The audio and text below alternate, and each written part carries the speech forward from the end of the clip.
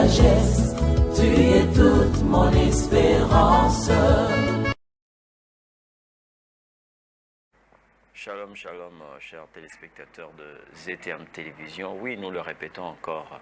Jésus, tu es ma richesse, la source de mes grâces. Tu es tout pour moi. Une grande richesse que le Seigneur Dieu nous a donnée. Je suis en train de le dire, mais vous pouvez aussi le répéter là où vous êtes. Jésus, tu es la source de mes grâces. C'est parti, bien-aimés, pour ces moments d'édification et d'enseignement. Toujours vous qui avez choisi votre chaîne de télévision ZTM et votre émission Voici l'époux. Que l'Éternel Dieu vous bénisse, qu'il soit plus réel dans votre vie, comme j'ai l'habitude de le dire. Dieu est plus réel que les personnes que nous sommes en train de voir. Mais bien aimés, si nous ne sommes pas en train de voir ce que nous devons normalement voir, parce que certainement nous ne sommes pas arrivés là où le Seigneur Dieu a voulu que nous puissions arriver. Il faut que cela soit votre désir de monter dans la connaissance de Dieu, de grandir, d'atteindre une certaine dimension dans la relation avec Dieu. Figurez-vous que le Seigneur Dieu a eu à marcher avec Jean sur cette terre des vivants. Ils étaient côte à côte, face à face. Il y a des moments où même Jean posait sa tête sur la poitrine de Jésus. Mais quelques années plus tard, lorsque Jésus était enlevé, nous avons entendu une phrase qui a été prononcée pour Jean, sur Jean. La Bible dit que Jean a entendu une phrase: « Monte ici, je te ferai voir ce qui va arriver dans la suite des temps. » C'est vrai que nous avions marché avec lui, mais à un certain moment, bien aimé, nous sommes obligés d'atteindre les hauteurs. Et cela doit être notre volonté, notre motivation de vouloir atteindre les hauteurs. Je l'ai dit aujourd'hui, nous sommes en train de continuer à un sujet très important que nous avions commencé. Nous sommes en train de parler de ce que nous sommes en lui. C'est vrai que pour les habitués de cette émission, vous le savez très bien qu'ici nous parlons de Jésus-Christ. Ce qu'il est et ce qu'il est pour nous, ce qu'il a fait pour nous. Et par rapport à ces chapitres que nous sommes en train de développer depuis un certain moment, nous sommes dans notre 6e numéro où nous parlons de ce que nous sommes en lui. Et cette image est tirée de la relation que nous avions entre Esther et Assyrus. Vous voyez comment est-ce que cette jeune dame a vu son statut changer. Ce n'est pas parce qu'elle est venue dans le royaume des cieux, mais parce qu'il y a un roi qui est venu dans sa vie. Et nous savons très bien que dans la relation qui nous lie au Seigneur, nous avons un roi qui s'est donné pour nous. Et il nous a donné non seulement sa vie, mais aussi son identité. Et aujourd'hui, lorsque nous parlons de l'épouse, c'est parce qu'il y a un époux. Saint-Esprit de Dieu, merci pour ces moments bénis. Et je sais que, Seigneur Dieu, tu ouvres les oreilles de ton peuple. Tu lui donnes l'intelligence pour comprendre le mystère du royaume tel que tu l'as dit. Et nous te bénissons, toi qui accomplis cette promesse en nous, que dans les derniers temps, mon peuple s'est renseigné de moi-même. Il s'agit de toi, l'enseignant par excellence.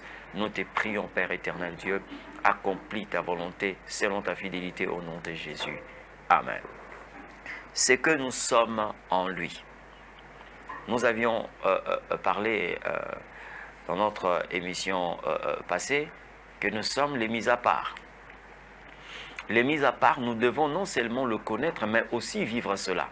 Parce que l'objectif de Dieu n'est pas seulement de gonfler nos calepins, nos bloc-notes, non, mais c'est que la connaissance qu'il est en train de nous transmettre, pour que cela, il nous transmet cela pour que nous puissions recevoir quelque chose de plus. Ça veut dire que nous devons vivre cela. Je ne dis pas seulement que ce soit une information qui va commencer à gonfler nos calepins, nos bloc-notes, nos cahiers. Non, non, mais une connaissance qui nous donne de vivre une certaine dimension que l'Éternel exige pour nous dans cette relation. Et nous avions un texte de la Bible que nous allons lire aujourd'hui, c'est dans l'épître, le premier épître de Pierre, le chapitre 2, le verset 9. Tout ce que nous sommes en train de voir ici, nous l'avons eu par Jésus-Christ. 1 Pierre chapitre 2, le verset 9, la Bible dit « Vous, au contraire, vous êtes une race élue, un sacerdoce royal, une nation sainte, un peuple acquis, afin que vous annonciez les vertus de celui qui vous a appelé de ténèbres à son admirable lumière. Bien-aimés, déjà lorsque nous lisons ce texte, nous nous rendons compte qu'il y a un mot qui est en train de nous attirer quand nous commençons par vous au contraire. C'est-à-dire que je comprends cette phrase comme si nous étions dans un monde où les choses sont en train de se faire, mais nous sommes appelés à vivre le contraire de ce que le monde est en train de vivre. Tout simplement parce que nous n'appartenons pas. Nous ne sommes pas de ces mondes. Et en commençant par le début de ces textes, je me dis que nous sommes réellement un peuple mis à part. Parce que nous sommes le contraire de ce que le monde est. Si le monde est dans le ténèbre, nous sommes la lumière du monde. C'est-à-dire nous sommes dans ce qui est contraire. Si le monde est dans la perdition, nous sommes dans le chemin. Si le monde est dans la mort, nous sommes dans la vie et nous sommes dans la résurrection. Donc nous avons vécu la résurrection pour devenir ceux-là qui vivent dans le Christ qui n'est autre que la vie éternelle. Donc en fait c'est le contraire. C'est le contraire. Si aujourd'hui les hommes sont dans le mal, nous sommes dans le bien. Si aujourd'hui les hommes se développent dans la haine, nous sommes dans l'amour. Et le Seigneur a déclaré que nous devons normalement marquer cette différence lorsque nous nous aimons les uns les autres. Et je le dis souvent, aimer quelqu'un, que ce soit un ami ou un ennemi, pour ceux du royaume ne doit pas être une mer à boire. C'est la vie que nous avons et ça doit couler. Nous ne devons pas nous forcer à aimer ceux-là qui nous haïssent parce que nous avons reçu des dieux l'amour parce qu'il est l'amour. Bien-aimés, lorsque nous lisons ce texte, nous nous rendons compte que le fait d'être mis à part, nous ne bénéficions pas d'un même traitement que les hommes de ces mondes. Nous nous sommes traités différemment. Je ne parle pas seulement dans le sens où le monde est en train de nous haïr. Non, mais nous avons aussi, bien aimé, un traitement dans le bien. C'est-à-dire, Dieu ne nous traite pas comme le commun de mortels, parce qu'il nous a mis à part. J'aimerais dire à quelqu'un, la manière dont le Seigneur est venu dans notre vie, il ne nous a pas laissés tels qu'il nous a trouvés. Pour ceux qui peuvent noter, vous pouvez noter cette phrase, parce que ça va influencer votre vie et le reste de votre vie sur cette terre. En commençant par la journée d'aujourd'hui, en commençant par cette heure.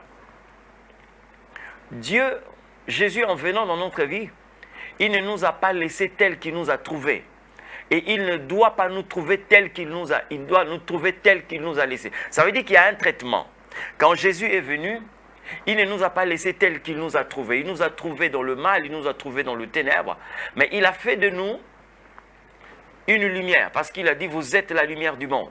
Alors il doit nous trouver tel qu'il nous a laissé.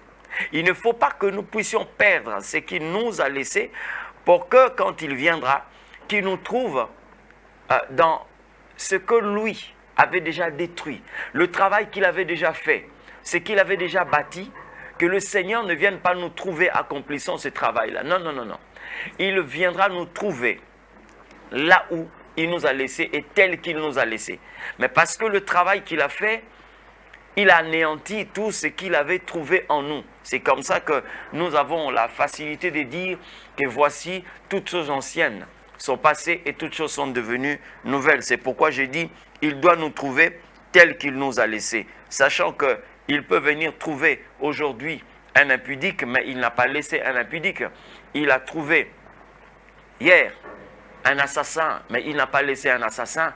Il a trouvé une Rahab, une prostituée, mais il a laissé une adoratrice. Et quand il viendra, il vient pour trouver l'adoratrice et non la prostituée qu'elle avait normalement changée.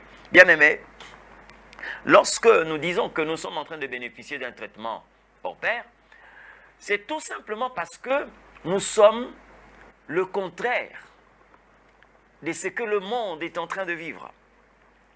Dans ce que nous sommes en train de parler, bien aimés, nous savons que dans ces mondes, le feu a un pouvoir destructeur, mais nous voyons aussi le feu a un pouvoir purificateur.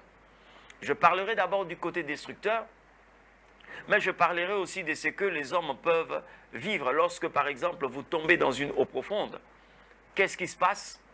Nous savons très bien que l'homme a une masse, et quand nous tombons dans l'eau, l'homme finit par s'enfoncer. Lorsque quelqu'un tombe dans le feu, il finit par s'ébruler. Mais regardez le traitement qui est réservé à ceux-là qui sont mis à part. La Bible dit dans le livre d'Ésaïe 43, verset 2, « Si tu traverses les eaux, je serai avec toi, et le fleuve, ils ne te submergeront point. Et si tu marches dans le feu, tu ne te brûleras pas, et la flamme ne t'embrasera pas. » Voilà le traitement que nous devons normalement bénéficier. Si le feu peut consumer tout le monde, mais le feu ne peut pas consumer le peuple du Seigneur. Certains vont dire que c'est une figure rhétorique. Non, non, non, non. Nous avons vu dans la Bible comment est-ce que les trois jeunes Hébreux, Mishkaël, Anania et Saphira, de leur vrai nom, comme nous le connaissons, Mishkaël, Anania et Saphira, bien aimés, ceux qu'on a appelés Shadrach, Meshach et Abednego, ils ont vécu une épreuve. Nous le savons très bien pour le lecteur de la Bible. Ils ont été jetés dans une fournaise ardente. Mais la Bible dit c'est promener librement. Et comme si les gens étaient dans une pièce climatisée. Et pourtant, leurs bourreaux ont été tués par la chaleur. Pas par le feu, mais par la chaleur. Donc, loin, ils étaient encore loin. Cette chaleur a tué ceux-là qui étaient en train de les accompagner pour être jetés dans la fournaise ardente. Mais ces jeunes-là sont descendus jusque dans la fournaise. Et ils étaient en train de marcher, et nous connaissons la suite de l'histoire. La personne qui marchait avec eux, la quatrième personne, c'est celle qui a la face d'un fils de Dieu, s'est révélée dans les flammes. Et ils étaient en train de marcher librement. Et c'est comme ça, bien-aimés, que nous qui sommes le pouce du Seigneur, nous qui faisons partir de son peuple, bien-aimés, le feu n'a pas de pouvoir sur nous. Le feu peut consumer tout le monde, mais sauf le peuple du Seigneur. Sauf le peuple du Seigneur. Ceux-là qui lui appartiennent, nous ne serons jamais consumés par le feu. Ça veut dire que si le feu a un pouvoir sur tout le monde, mais il n'a pas le pouvoir sur le peuple de Dieu. Et c'est ce que vous êtes. Et quand je parle de ce feu, je suis en train de parler de la flamme d'une manière ordinaire, mais je parle aussi des circonstances qui peuvent consumer tout le monde. Des circonstances qui peuvent mettre tout le monde à genoux. C'est comme ça que la Bible est en train de dire, même si une contagion frappe en plein midi, mais elle ne t'atteindra jamais. La Bible ne dit pas que l'Éternel Dieu va te mettre loin de cet endroit. Il va te sortir de la ville. Non, tu seras dans la ville, mais sauf que la contagion n'aura pas de pouvoir sur toi. Si aujourd'hui une famille est visée par un mauvais sort, ceux-là qui appartiennent à Jésus, bien qu'ayant le sang de cette famille et le nom de cette famille, mais vous êtes des mis à part parce que vous ne serez pas frappés par ces mauvais sorts. Pourquoi? Parce que le fait d'être avec le Seigneur, vous devez vivre le contraire de ce que tout le monde doit normalement vivre. Nous, au contraire, nous sommes une race élue. Nous savons aujourd'hui que dans le monde, il y a 4 races. Nous avons la race blanche, jaune, rouge et noire. Mais l'épouse du Seigneur constitue ce que j'appelle la 5e race. Une race qui n'est pas appelée à vivre ce que les autres races peuvent vivre. Une race qui est appelée, bien aimé, à dominer sur les circonstances qui dominent d'autres races. Et lorsque nous lisons, nous nous rendons compte que même dans l'eau, l'homme avec sa masse, bien aimé, il y a ce que nous appelons l'influence de la pesanteur, qui fait de sorte que la masse peut commencer à amener l'homme vers le bas. Mais comment est-ce que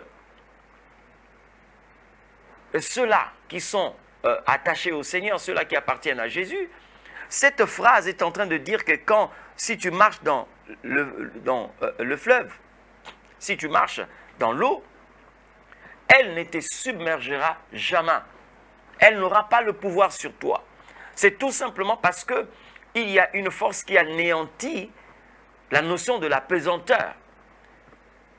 Vous avez vu quelqu'un comme Pierre.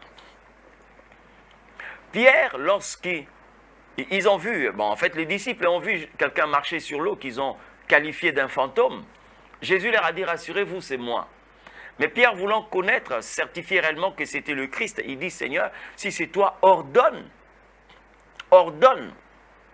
que je vienne vers toi. Je suis en train de voir cette barque comme le monde. Et il y a quelqu'un qui va se démarquer. Parce qu'il y a eu une élection. Ils étaient nombreux, mais le Seigneur a appelé Pierre. C'est vrai que selon sa demande, il dit, ordonne que je vienne vers toi. Et le Seigneur lui a dit, viens. Pierre est sorti.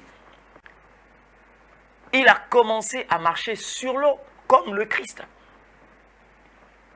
Et les autres, s'ils étaient sur l'eau parce qu'ils étaient dans la barque. Mais Pierre, s'il était sur l'eau parce que, bien aimé, il était élu. Il s'est démarqué des autres.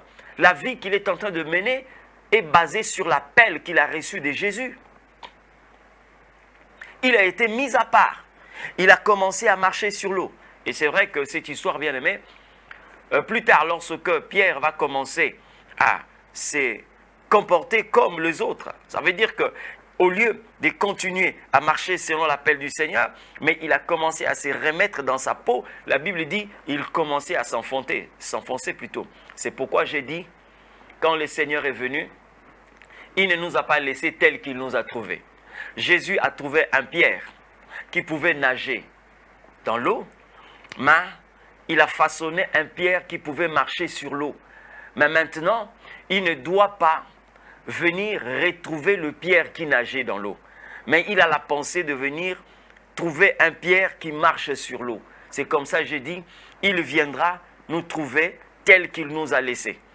Malheureusement, dans cette histoire, Pierre a commencé à s'enfoncer parce qu'il a voulu rentrer dans sa peau de Simon, oubliant qu'il était déjà Pierre.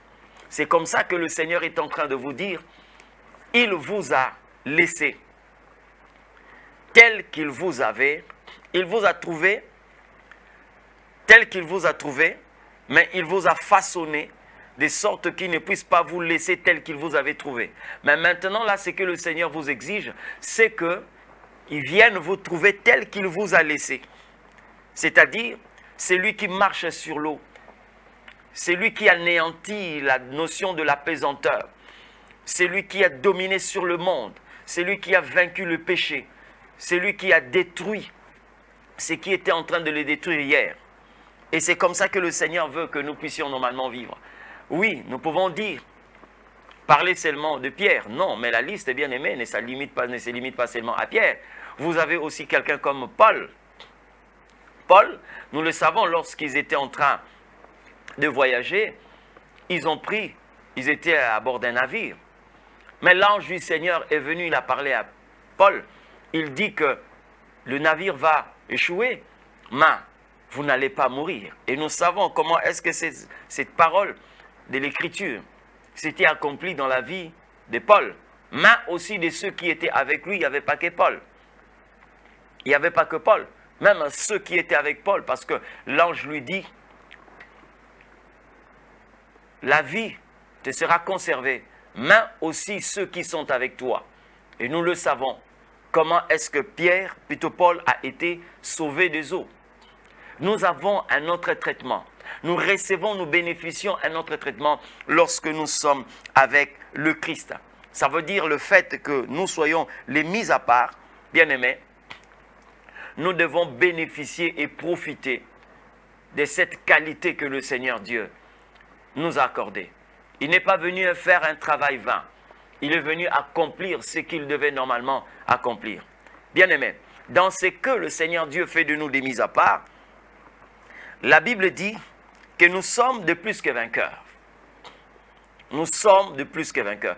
Tout ça, je suis en train de mentionner seulement notre qualité de mise à part, un traitement que nous bénéficions qui est différent de ce que le commun de mortels est en train de vivre.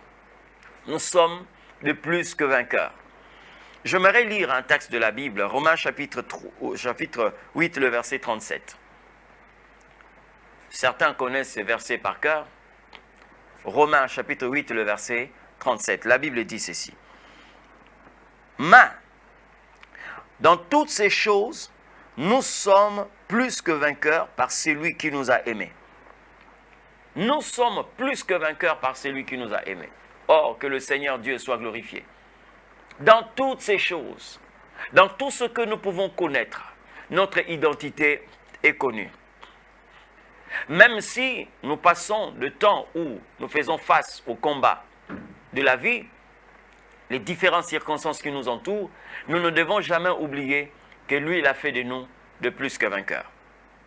Écoutez, lorsque je suis en train de voir ces textes de la Bible, je suis amené à une réalité, laquelle le combat qu'Israël a connu contre Goliath. Israël et les Philistins. Mais il y avait un leader de l'autre côté, c'était Goliath. Mais la Bible dit chaque jour, cet homme-là sortait des rangs des Philistins, il lançait un défi à Israël. Mais lorsque nous regardons d'abord cette image, Israël et les Philistins, en tête, il y avait Goliath, un vaillant soldat. Et Israël ne pouvait pas avancer parce que Israël tenait la position d'un vaincu. Et si Goliath sortait et y rentrait, à chaque instant qu'il lançait un défi, il n'y avait pas quelqu'un qui pouvait relever ces défis parce qu'il s'est considéré comme un vainqueur. Et 40 jours, c'est ce qui s'est passé. Il sortait, il rentrait, il sortait, il rentrait, il sortait, il rentrait. Et si Israël ne bougeait pas, si Israël ne pouvait pas avancer, si Israël ne pouvait pas hausser le ton pour réprimer cet homme, parce que Israël réellement était vaincu, et par les défis que lui lançait Goliath, et Goliath tenait la place d'un vainqueur. Donc le peuple le Philistin pouvait se réjouir, parce qu'ils avaient quelqu'un qui empêchait Israël d'avancer. Il y avait quelqu'un qui empêchait Israël de faire un pas. C'était Goliath. Mais bien aimé, si nous considérons ces deux positions, le vainqueur et le vaincu, quelle est la place que nous allons donner à David qui est venu par la suite? Parce que là, il est venu comme le plus que vainqueur, c'est lui qui est au-dessus de celui qui était vainqueur. Il a vaincu le vainqueur et il est le plus que vainqueur. Et nous connaissons très bien que celui qui peut donner une telle position, ce n'est que le Seigneur. Et si David a vaincu Goliath, c'est tout simplement parce qu'il avait reçu l'onction capable de vaincre celui qui était en train de vaincre par sa parole ou par ses défis qu'il lançait à Israël. Et c'est la place que le Seigneur Dieu est en train de nous donner. Et je sais, bien aimé, là où vous êtes en train de nous suivre, il y a quelquefois des défis que plusieurs personnes n'ont pas pu relever dans la famille parce qu'il y a un vainqueur qui a mis tout le monde à genoux.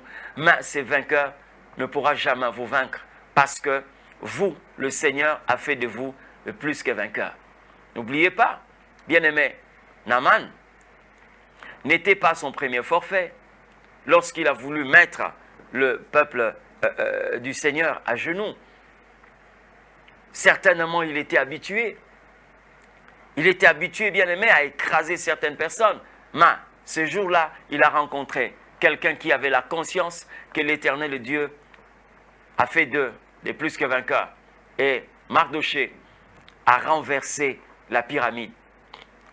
Mardoché a changé le cours des événements parce qu'il a compris qu'il était avec le Seigneur Dieu. Et quand nous parlons de ces choses, bien aimés, nous devons normalement tenir cette place des plus que vainqueurs. Parce que il y a quelqu'un, bien aimé, qui a maltraité le genre humain. Il a essayé de dominer sur le genre humain, le diable Satan, avec le péché. Mais quand le Christ est venu, il l'a vaincu. Et il a fait de nous des plus que vainqueurs. Et quand il est dit, bien-aimé, nous devons exercer cela et nous devons manifester cette vie de plus que vainqueurs. Je parlerai aussi du peuple d'Israël en Égypte. Regardez un peu le comportement de ce peuple. Ce peuple bien-aimé est sorti de l'Égypte. Mais avant de sortir, nous connaissons très bien comment est-ce que Pharaon était en train de traiter ce peuple. Un peuple qui est entré libre, mais qui est devenu esclave. Au-dessus d'eux, il y avait le roi, Pharaon. Mais quand l'heure a sonné, quand l'Éternel Dieu leur a accordé la grâce de comprendre qui ils étaient, il fallait que l'agneau soit là pour leur redonner l'identité qu'ils avaient perdue. Ils sont sortis en vainqueurs.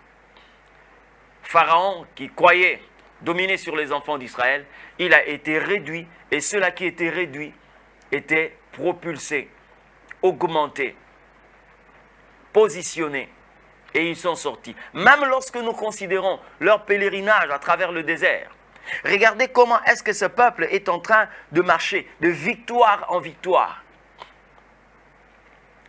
Regardez comment ce peuple est en train de marcher de victoire en victoire.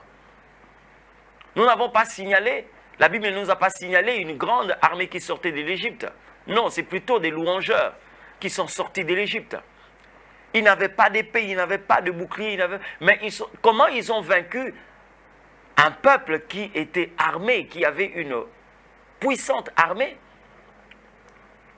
Le simple fait d'être avec le Seigneur. Et c'est comme ça que la Bible dit, avec Dieu, nous ferons des exploits. Il écrasera nos ennemis.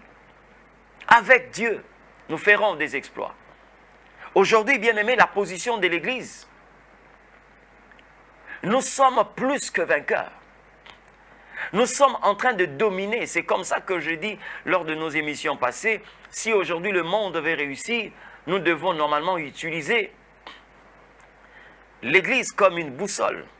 Si nous voulons normalement retrouver la vraie prospérité, le vrai bonheur, les nations doivent normalement considérer l'Église à sa juste valeur. Elle est la boussole du Seigneur pour que nous puissions, pour que le monde puisse trouver le vrai chemin, la vraie prospérité, la vraie percée, le vrai développement.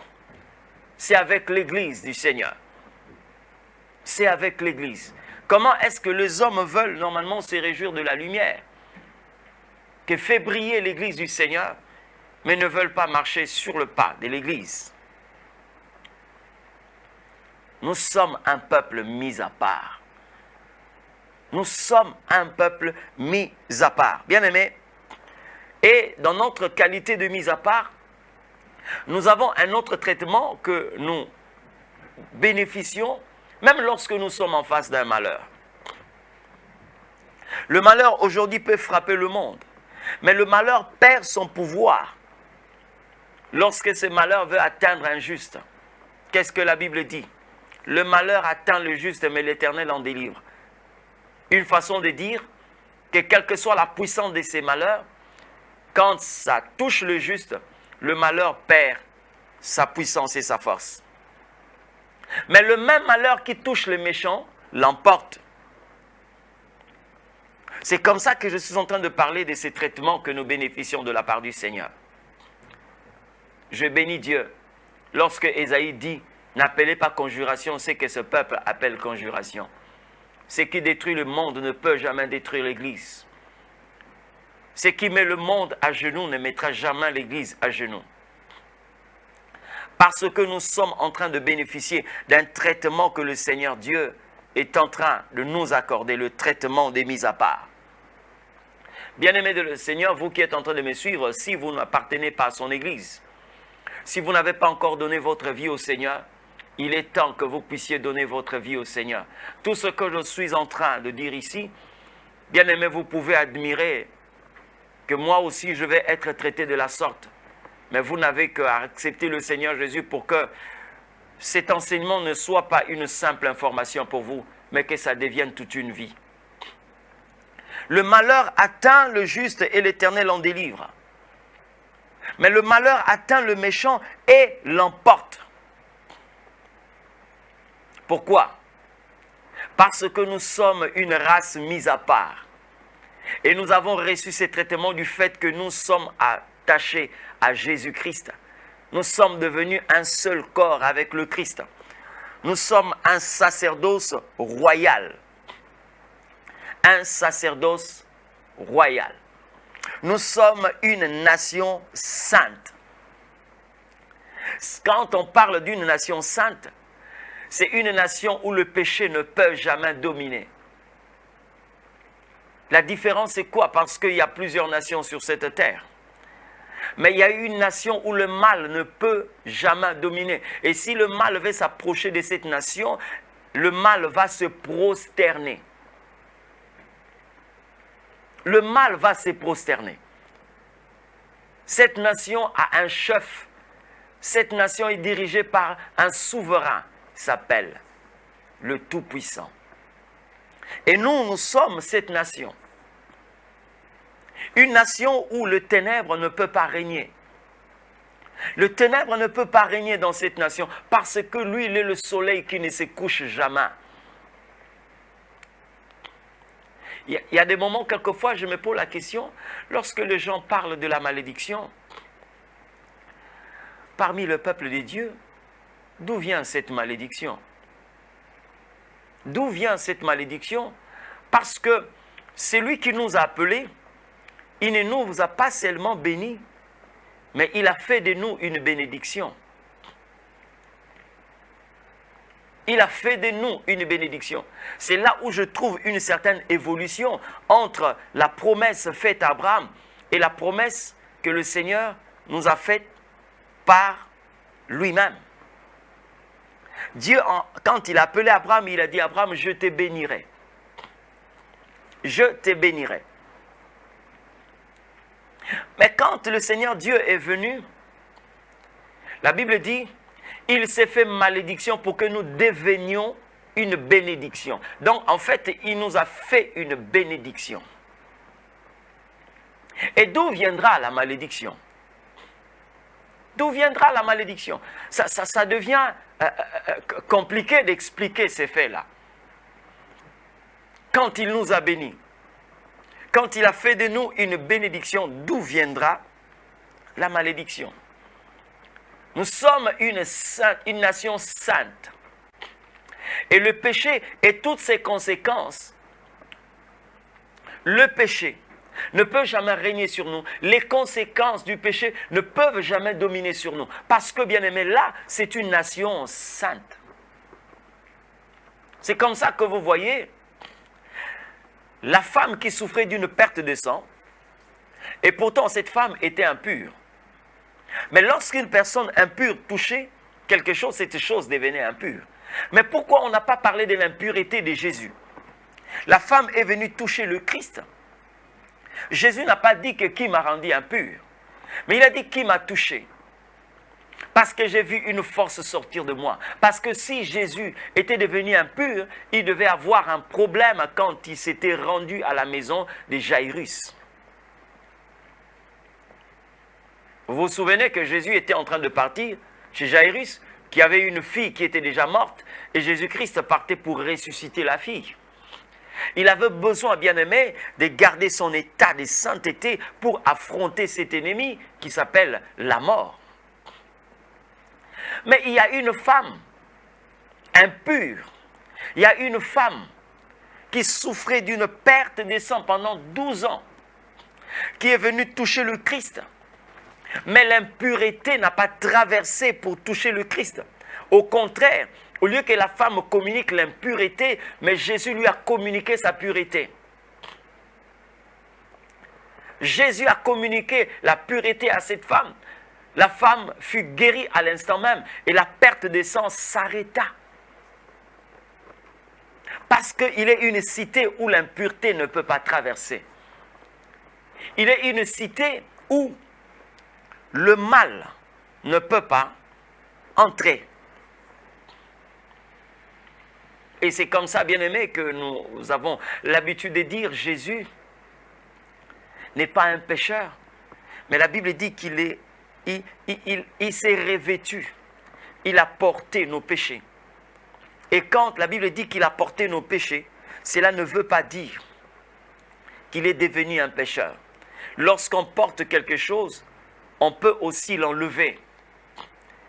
J'ai porté un vêtement, mais je peux aussi l'enlever pour mettre un autre vêtement. Et si Jésus était un pécheur, c'est la terre qui devait normalement le retenir.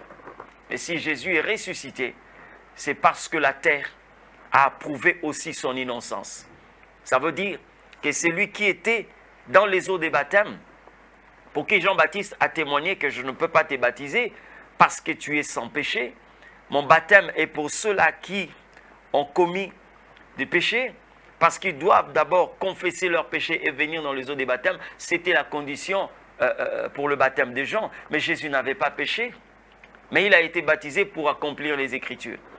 La terre aussi a témoigné que Jésus ne pouvait pas être retenu parce qu'il n'avait pas de péché. Et il est sorti plus que vainqueur. Bien-aimé, c'est comme ça que quand vous regardez Jésus-Christ à la croix, il y a bien de personnes qui parlent de ces serpents que Moïse avait dressés dans le désert. En fait, ces serpents n'étaient pas le Christ, mais ces serpents représentaient l'œuvre de Jésus-Christ. Et nous ne pouvons pas, comme certains le disent, que Jésus est le serpent. Non, non, Jésus ne peut jamais être un serpent parce que nous connaissons le serpent, c'est le diable Satan. On l'appelle le serpent ancien. Et si lui, en tant qu'un serpent, il prend le titre d'un serpent ancien, si nous appelons Jésus-Christ le serpent, nous allons l'appeler comment? Le serpent nouveau? Non, non, non. Vous allez vous rendre compte que Jésus n'avait rien d'un serpent. Ce qui était visible n'était que la forme extérieure. Jésus, le Seigneur a demandé à Moïse de se faire un serpent d'airain. Il était en métal, l'airain, une matière qui est en train de parler de la rédemption. Mais l'extérieur, on pouvait sculpter des écailles et donner la forme d'un serpent. Mais à l'intérieur, il n'y avait rien de serpent. Vous voyez, il n'y avait ni la colonne, il n'y avait ni les boyaux, il n'y avait rien, alors rien d'un serpent. À l'intérieur, il n'y avait même pas le venin. C'est pour dire que le serpent que Moïse avait dressé parlait seulement de l'œuvre de Jésus-Christ à la croix, lui qui a porté, il a porté nos péchés. Il n'est pas devenu un pécheur, mais il a porté le péché. Et c'est comme ça que nous sommes en train de parler lorsque la Bible dit que nous sommes une nation sainte. Bien-aimés, nous sommes devenus une nation sainte. Un peuple acquis. Un peuple acquis. Ça veut dire que le Seigneur Dieu a eu à payer un prix pour nous avoir. Le prix que le Seigneur Dieu a payé, ce prix-là, bien-aimé, c'est même notre valeur. C'est ce qui fait la valeur. C'est ce qui fait notre valeur.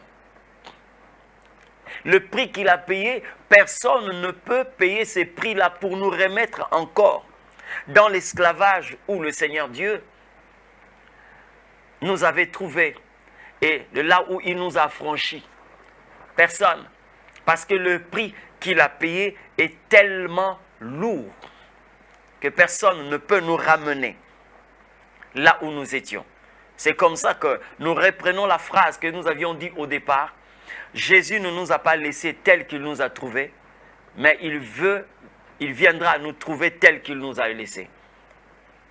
Il nous a laissés et nous sommes des personnes rachetées et il veut revenir pour chercher plutôt ses rachetés. Je suis en train de rappeler à tous ceux-là qui nous suivent, vous suivez votre émission Voici l'époux sur cette chaîne de télévision ZTM, la télévision qui nous nourrit, comme nous le disons souvent, la vie à votre portée. Pour vous qui êtes en train de nous écrire à tout moment. Et pour ceux-là qui ne connaissent pas comment entrer en contact avec nous, nous avons notre numéro qui est affiché au bas de vos écrans. Vous pouvez nous appeler à tout moment. Nous serons là bien aimés pour vous répondre avec la grâce de Dieu et avec l'aide du Saint-Esprit. Ceux-là qui veulent entrer en contact avec nous sur Facebook, notre adresse Facebook, c'est Amos Mavungu. Vous êtes aussi sur TikTok, vous voulez aussi entrer en contact avec nous, Amos Mavungu. Vous voulez aussi nous contacter sur Instagram, nous avons la même adresse. Pour ceux-là qui veulent connaître notre chaîne YouTube, Amos Mavungu Ministry TV, je vous conseillerais bien aimé de vous abonner pour avoir plusieurs de nos prédications et de nos émissions. Activez la cloche de notification et le Seigneur Dieu vous bénira énormément. Pour ceux-là qui veulent nous rencontrer personnellement, vous êtes à Brazzaville, nous sommes l'église Temps de Dieu, située sur la rue Lomo, numéro 56 bis, dans la commune de Mongali. Référence, direction Terre Jaune. Vous êtes à Mfilou, nous sommes sur la rue Bambama, numéro 13. Référence, deuxième forage, les Bleds. Pour ceux-là qui sont à Kinshasa, nous sommes dans la commune de Limité. Avenue Lango, numéro 7. Référence, entrée Bobozo, église Temps de Dieu. Nos jours de culte, nous sommes chaque mercredi à partir de 16h jusqu'à 19h, nous avons un culte d'enseignement. Le vendredi, de 16h à 19h, nous avons un culte de conquête. Et dimanche, de 8h30 jusqu'à 11h30, nous avons un culte de célébration et d'adoration pour ceux-là qui veulent nous rencontrer. Voilà, voici nos adresses. Bien aimés, c'est vrai que à la télévision, le temps, c'est le temps. Nous avons parlé de ces sujets, c'est que nous sommes en lui. Que l'Éternel Dieu bénisse tous ses peuples. Que l'Éternel Dieu bénisse son Église. Nous voulons prier avec vous. Seigneur Jésus, nous te disons merci. Merci pour ces temps merveilleux. Merci pour cette grâce excellente, Seigneur, que tu nous as accordée. Merci, Seigneur Dieu, parce que tu as réveillé l'esprit d'un bien-aimé, d'une bien-aimée, pour que, Seigneur Dieu, nous puissions jouir de cette grâce que tu nous as accordée et mener une vie de mise à part. Bénis, Seigneur Dieu, ton Église, bénis cette chaîne de télévision, bénis notre pays et bénis, Seigneur Dieu Tout-Puissant, tes serviteurs dans le nom de Jésus. Je prie aussi pour tous les techniciens qui travaillent dans l'ombre, que la main du Tout-Puissant soit sur eux et qu'ils soient comblés de ta grâce dans le nom de Jésus. Bien-aimé Saint-Esprit, sois béni pour ces moments. Ainsi priez dans le nom de Jésus-Christ de Nazareth. Amen. Que l'Éternel Dieu vous bénisse. Prenez soin de vous et à la prochaine. Merci. Richesse, la source de mes grâces, mon chant d'allégresse. Jésus, tu es ma tendresse. Tu fais des promesses qui se réalisent. Tu es ma sagesse.